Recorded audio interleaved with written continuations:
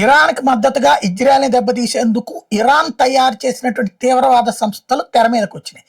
లెబనాన్లో ఉన్నటువంటి హెజ్బుల్లా, యెమెన్లో ఉన్నటువంటి హౌతీ, పాలస్తీనాలో ఉన్నటువంటి హమాసు, ఇరాన్లో ఉన్నటువంటి Islamic resistance force, Islamic jihadist force లాంటి తీవ్రవాద సంస్థలు బయటకు వచ్చి ఇజ్రాయెల్ మీద దాడులకి తెగబడుతుంటే ఎక్కువగా పబ్లిక్ని మొబలైజ్ చేసి సైన్యంగా తయారు చేసినటువంటి హెజ్బుల్లా చాలా ప్రమాదకరమైనటువంటి లెబనాన్లో ఉంటుంది. లెబనాన్ ప్రభుత్వంకి దాని మీద కంట్రోల్ లేదు.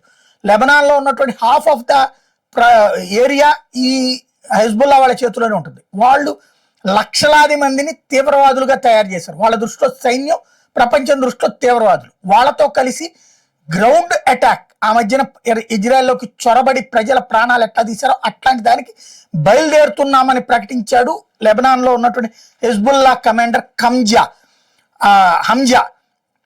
ఇతను ప్రకటించిన తర్వాతన వితిన్ 24 hours అతని లేపడేసింది ఇజ్రాయెల్. పెద్ద ఎత్తున అతనున్న ప్లేస్ మీద మిస్సైల్స్ దాడి చేసింది.